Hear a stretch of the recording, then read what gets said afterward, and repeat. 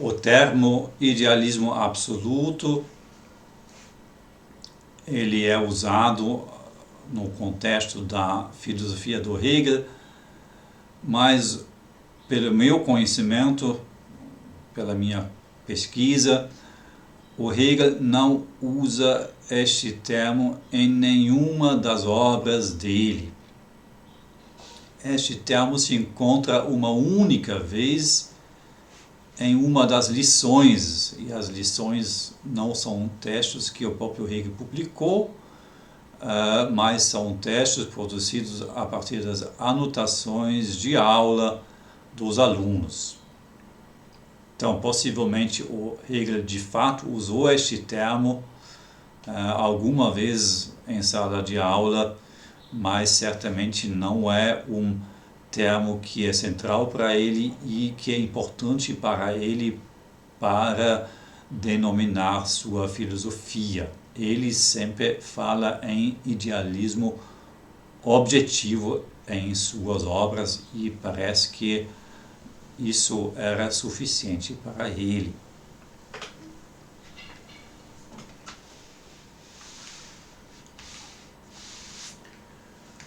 Ainda queria observar que a palavra realismo, ela também é usada num sentido completamente diferente na ontologia tradicional.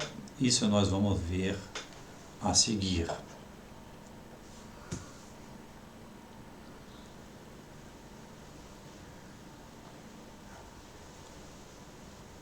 Aqui vocês talvez já estão percebendo que num nível um pouco mais abstrato, a questão do idealismo nem é tanto a questão de um sujeito e sua mente, de um objeto e suas propriedades concretas. Num nível mais abstrato, é uma questão da referencialidade ou da relação ou da imediatez. É a questão se algo é, em primeiro lugar, algo individual em e por si só, e depois ele entra em relações, depois ele articula suas propriedades, depois ele é eventualmente conhecido por um sujeito. Então, formalmente falando, este seria o primado do imediato, daquilo que é dado em e por si só, em isolamento, em separação do resto da realidade. Então, essa seria a noção da realidade como algo que, num primeiro instante, consiste em objetos individuais separados. E apenas depois esses objetos interagem, se influenciam, estabelecem relações. A opinião oposta, a opinião do idealismo, sobre um aspecto formal, abstrato, tem a ver com a noção de que não pode ser assim. O mais fundamental não podem ser os objetos individuais isolados, porque esses, enquanto tais, não são nada. O fundamental precisa ser as relações, a referencialidade, em última instância o todo, a comunidade dos entes individuais. Nada é algo, nem algo individual, a não ser no nexo, num todo, numa rede de referencialidades. E o o meio da referencialidade é o ideal. O meio da referencialidade daquele todo pode, em última instância, apenas ser o ideal, aquilo que em Platão são as ideias.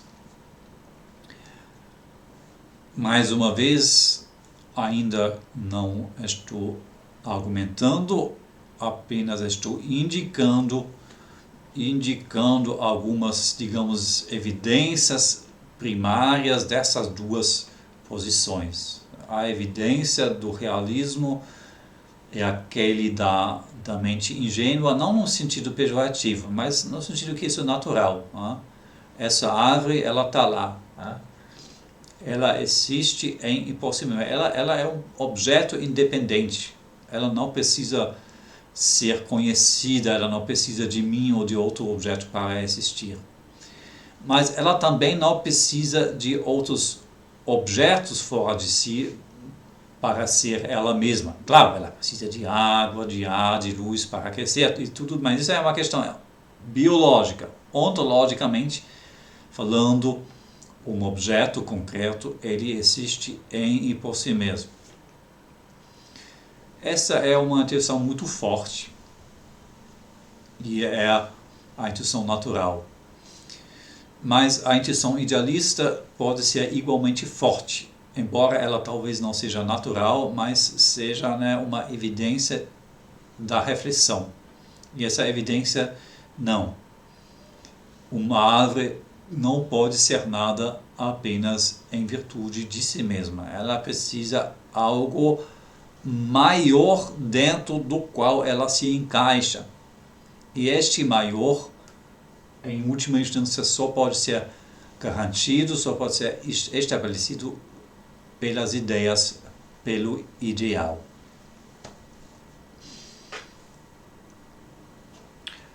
Ainda queria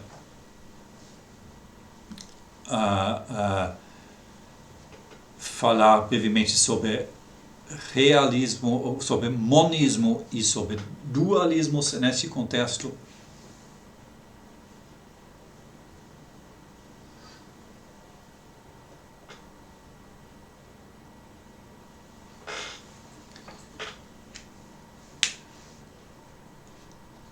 Monismo é a tese de que a realidade como um todo é uma única só, não há uma diferença fundamental na realidade que divide, para assim dizer, a realidade em duas realidades, em dois tipos de realidades distintas. Tudo que é real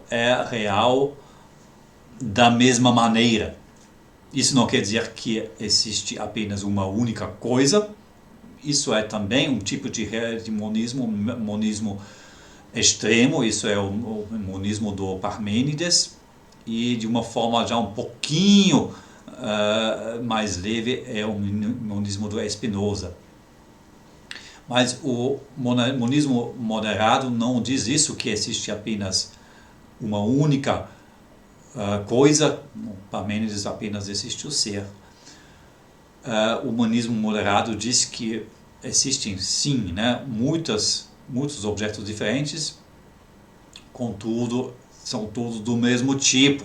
Não há na realidade dois âmbitos, dois reinos diferentes de tipo de realidade. O dualismo diz que há isso sim, que há dois tipos de realidade. Na teoria seria possível ainda ter mais tipos do que dois, mas na prática filosófica isso foi definido raríssimas vezes. A partir dessa distinção aqui, nós podemos conceber de várias formas de monismo e dualismo. O dualismo seria, no primeiro instante, o dualismo seria simplesmente dizer que estes aqui são dois âmbitos que ambos existem, o âmbito do real e o âmbito do ideal. Por exemplo, o Kant defendeu isso. Vamos ver isso a seguir. O dualismo sempre é algo insatisfatório para o teórico. Porque primeiro porque a tendência da ciência e da filosofia é unificar, né? Por segundo, quando você tem dois radicalmente distintos, é muito difícil explicar como é que esses dois interagem. Um outro exemplo do dualismo, de um dualismo ontológico, é o Descartes, que defende esse dualismo de coisa extensa e coisa pensante, que corresponde justamente a coisa ideal e coisa real. E ele tem, é evidente que ele tem esse problema da mediação destes dois. Aí ele fala em glândula pineal que faz essa mediação, mas isso não convenceu a ninguém. Então, a grande maioria dos filósofos deseja ter algum tipo de monismo. Aí este monismo pode ser realista ou ele pode ser idealista. Mas dentro dessas duas alternativas tem muitas diferenciações possíveis. O monismo realista extremo simplesmente vai negar qualquer realidade do aparentemente mental. Ele vai dizer que consciência é uma ilusão. O monismo realista mais moderado, ele vai dizer existe o mental, sim, a consciência existe, mas isso é um epifenômeno do material, é um epifenômeno, por exemplo, do cérebro, de processos neuronais. E aí tem várias diferenciações mais sutis dentro deste monismo moderado. Da mesma forma, tem vários tipos de monismo idealista. A forma extrema é que, de fato, só existe a consciência do sujeito e os conteúdos dessa consciência, que são as ideias agora não nesse sentido Platão, mas ideias no sentido aqui de conteúdo articulado da consciência. Mais exatamente, conteúdo da consciência que tem a forma de objetos e não apenas a forma de impressões sensitivas, como o calor, como cor.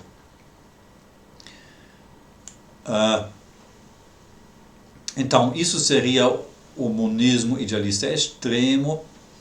O monismo idealista moderado, ele permite, digamos, uma certa independência aos objetos concretos. Elas são algo, digamos, ideal, elas têm sua base no ideal, mas nessa base eles têm uma certa independência.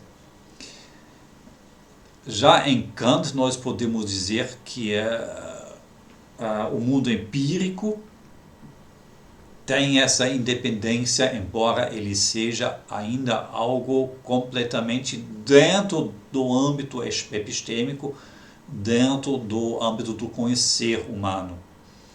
Em Fichte, e aí depois mais ainda em Schelling e Hegel, essas coisas ganham mais independência ainda.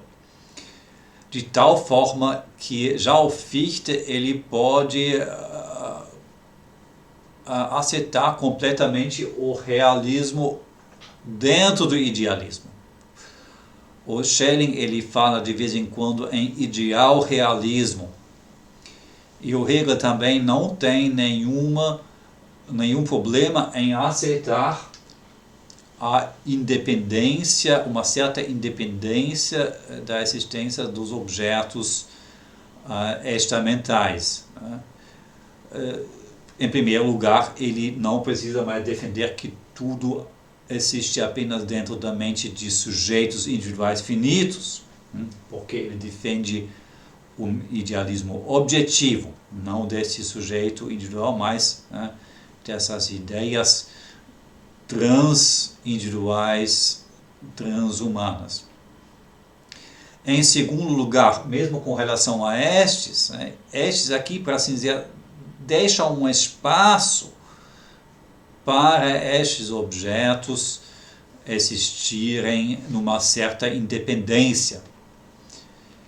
E com isso, essa diferença aqui ela é até um pouco ofuscada, porque o idealista hegeliano ele pode afirmar sem problema algum: existe uma árvore lá fora da minha casa, ela existe independentemente de nosso conhecer e ela nem se deduz apenas completamente de conceitos, ela é uma realidade que tem independência, mas ela só existe na base disso aqui. Uma forma muito leve, muito fraca de um idealismo, de um monismo idealista seria: tudo que existe tem por sua base a lógica, as estruturas da lógica, mas a lógica e suas estruturas, ela é algo ideal. O idealismo do Hegel, ele não se restringe a essa tese minimal. Mas isso pode ser visto como um idealismo minimal que muitos filósofos vão aceitar, até filósofos que se consideram realistas. Então aí vocês estão vendo que essa oposição aqui, este debate aqui, às vezes é um debate apenas aparente. Os realistas estão combatendo o idealismo, dizendo que é uma coisa completamente absurda e vice-versa, mas de certa forma o idealismo pode dizer que o realista ele já pressupõe um certo tipo de idealismo, como também o realista ele pode sempre dizer que o idealismo na verdade já pressupõe um certo tipo de realismo, de independência das coisas individuais, das coisas concretas. E essa maneira de dizer que os realistas, ou pelo menos uma grande parte deles, aceita implicitamente alguma forma de idealismo, esse idealismo mínimo das estruturas lógicas. Então, esse seria o monismo idealista mínimo. Tudo isso aqui só pode existir, só pode articular-se à base de algo ideal, que é a lógica. Essa seria uma tese fundamental do Hegel. Repito, o idealismo do Hegel vai para além dessa tese fundamental, mas essa é a tese absolutamente fundamental do Hegel. Pelo outro lado, o realista sempre pode apontar que o idealista precisa lidar com aquilo que a mente não controla.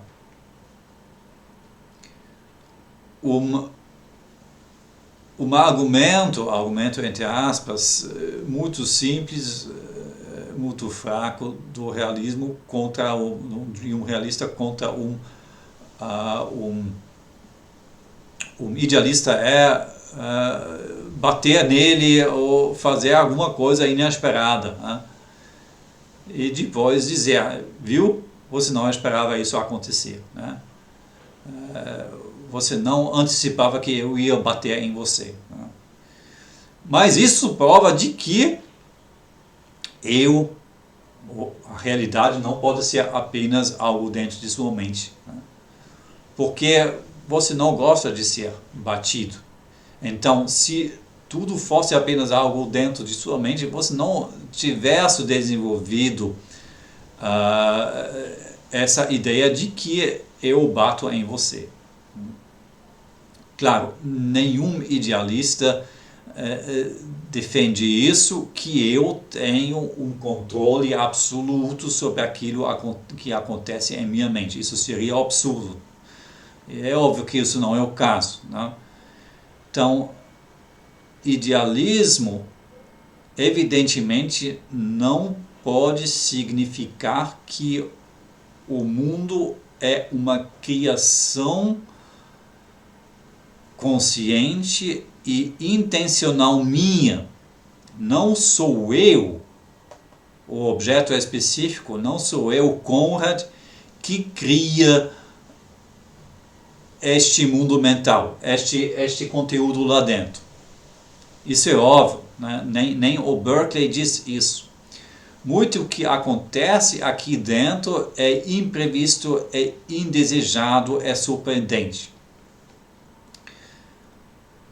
Mas então a questão é, de onde vem isso? É como num sonho. O sonho, evidentemente, é algo que acontece apenas aqui dentro, mas num sonho também estou, né, experimentando muitas coisas imprevistas, desagradáveis, que eu não quero. Então, mesmo se eu defendo um idealismo extremo, subjetivo extremo, eu preciso aceitar que aqui dentro acontecem coisas que não originam da minha vontade consciente. Então, acontece aqui dentro o que podemos chamar de acaso, o não controlado. E com isso, eu já tenho um elemento, um aspecto, né, de algo que não é completamente determinado ou controlado pelo ideal. Para o Platão, né, para esse tipo de idealismo, isso era evidente, né? As coisas concretas não são explicadas completamente pelas ideias. As ideias são perfeitas, imutáveis, sem deficiência alguma, e naturalmente isso não se aplica a esses objetos, né? Então, aqui tem contingência, tem imperfeição, tem algo diferente disso aqui. Então, o idealismo objetivo não tem problema algum em conceder que isso aqui é uma imagem incompleta disso aqui, que isso aqui é incompletamente determinado por isso aqui. E justamente isso é o espaço, a liberdade, né, para o aspecto realista, de que isso aqui é algo irredutível, não completamente redutível ao ideal, não completamente explicável por isso aqui. Então, isso podemos chamar o aspecto realista em qualquer idealismo, que nenhum realismo consegue eliminar completamente. E para o idealismo subjetivo, isso é, para assim dizer, uma interferência indesejada. Para o idealismo objetivo, isso já é algo mais fácil para aceitar. O fundamento é ideal, mas neste fundamento cresce algo, se desenvolve algo que é incompletamente determinado por este fundamento, e em consequência disso, os objetos individuais, como também os sujeitos finitos individuais, têm uma certa liberdade, têm uma certa indeterminação, têm uma certa ocasionalidade, e isso gera a impressão de sua independência com relação ao ideal. Essa independência ela existe até certo grau, mas num grau muito pequeno, muito limitado, porque mesmo essa independência ela só consegue estabelecer-se e articular-se na base dessas estruturas que são ideais.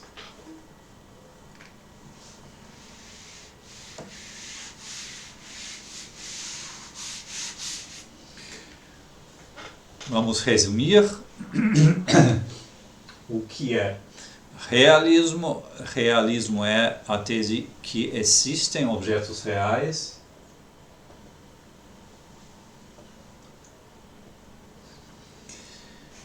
esses objetos eles são independentes de nossa experiência.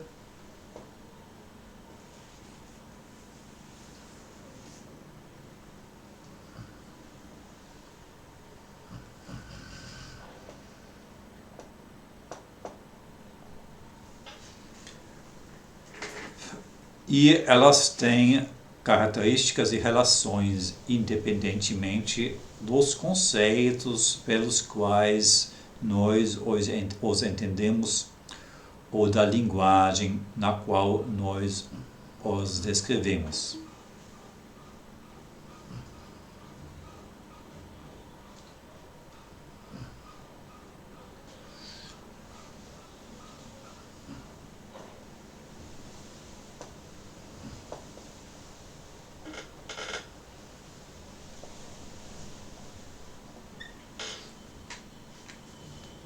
Né? A posição oposta seria: tudo bem, a árvore ela existe por si mesma. Mas quando digo que a árvore é verde, eu digo isso em virtude de uma relação que ela tem aos meus sentidos.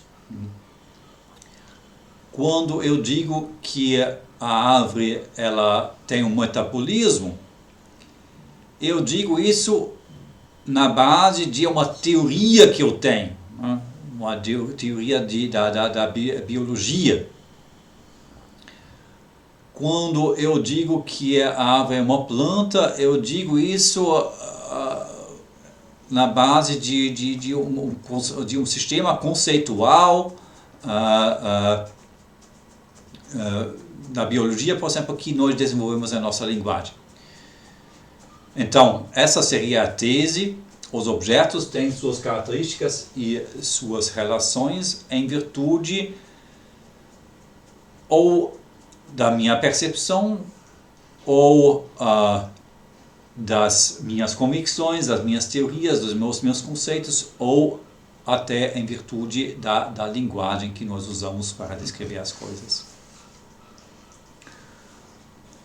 O idealismo é a tese que se opõe a isso.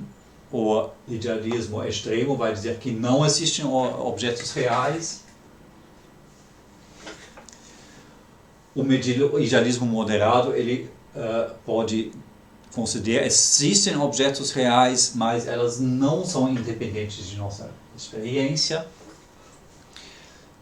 E um idealismo mais leve ainda, ele pode dizer: existem objetos reais e elas são também independentes de nossa experiência, mas suas características, suas propriedades e suas relações, esses objetos só têm em virtude de nossa experiência, de nossa cognição, de nossos sistemas cognitivos, de nossas teorias ou da linguagem que nós usamos.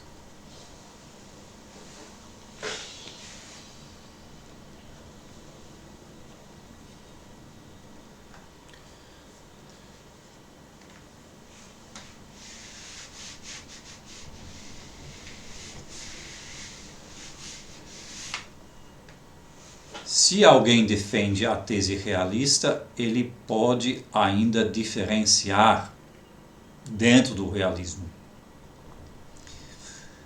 Ele pode, para assim dizer, limitar ou aumentar o âmbito daquilo que ele considera de real. E aí chegamos ao realismo de.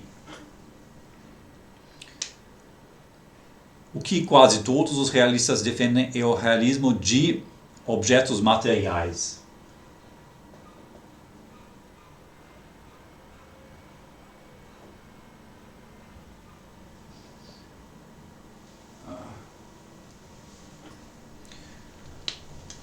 Alguns defendem que objetos imateriais também são reais, então isso seria um realismo de objetos imateriais.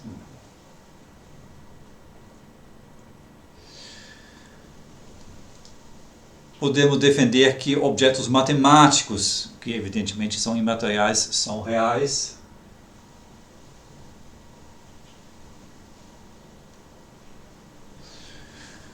Podemos defender que universais são reais. Né? Universais são aquilo que em Platão são as ideias. E por isso, a ontologia do Platão, como também do Aristóteles, ela é chamada na metafísica tradicional de realismo.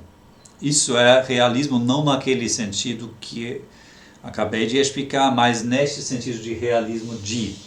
O realismo de Platão e de Aristóteles e de grande parte da ontologia medieval é um realismo dos universais. Na verdade, é uma abreviação. Deveria ser realismo dos universais. É a tese de que os universais são reais. E a tese oposta a isso é o chamado nominalismo, é a tese de que os universais são apenas nomes, apenas algo em nossa mente e não algo na realidade. Então, este realismo não é exatamente oposto ao realismo no outro sentido, né?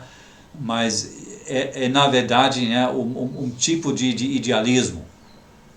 Neste outro sentido que nós já estabelecemos. Então é importante não confundir as duas coisas.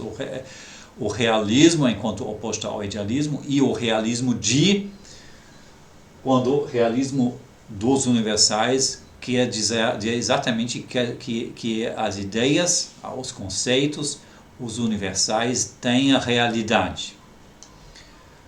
Além disso, podemos ainda mencionar o realismo das leis naturais,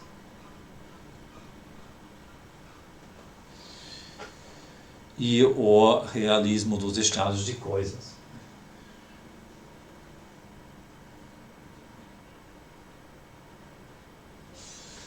E pode ter outros. Né? Isso é simplesmente, né, realismo no sentido de que eu digo que isso aqui é real.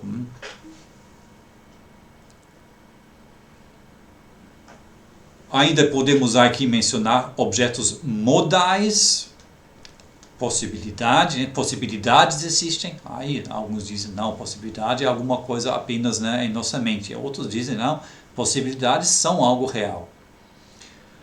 E, por fim, objetos éticos, como valores e regras morais, e objetos estéticos, como valores estéticos. Então, isso é realismo de. Além disso, a palavra realismo ainda é usada no sentido que tem a ver com o realismo no sentido que eu expliquei antes, mas que é um pouco diferente. Aí é o realismo epistêmico. O realismo do qual nós falamos até agora, neste contexto, seria o realismo ontológico.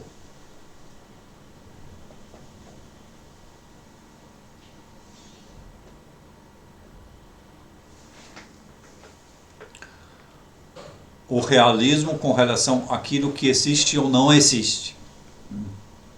Se aquilo que existe é real ou se existe apenas aquilo dentro de nossa mente, se existe apenas o ideal.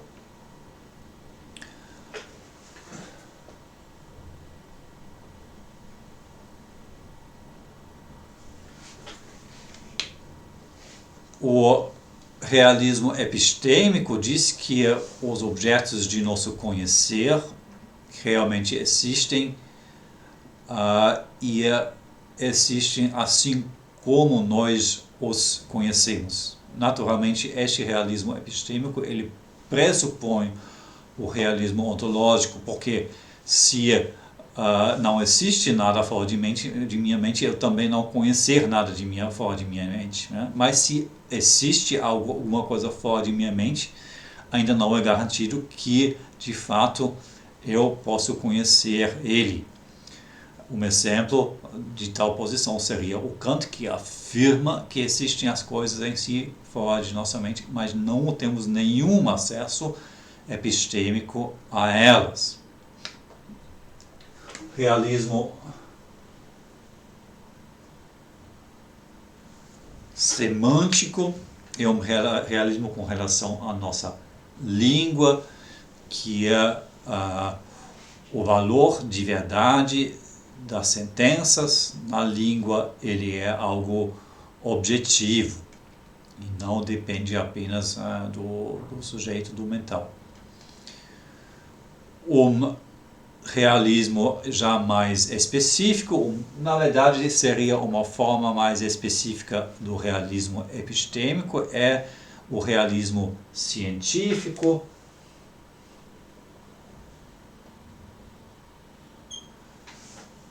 É a tese que a ciência ela descreve o mundo como ele é, os objetos dos quais a ciência fala, elas existem e eles existem assim como na forma como a ciência fala deles. E por último, nesse sentido, alguns teólogos também falaram de um realismo teológico. Os objetos da teologia existem e existem assim como a teologia fala deles. Queria mencionar ainda o realismo ético,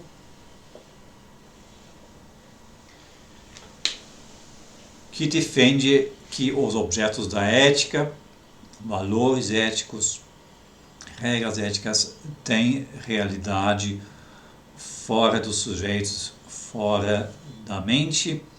Tem várias formas de realismo ético, não quero entrar nisso aqui. Aqui é apenas indicar que aqui também podemos usar a palavra realismo de uma maneira que faz sentido.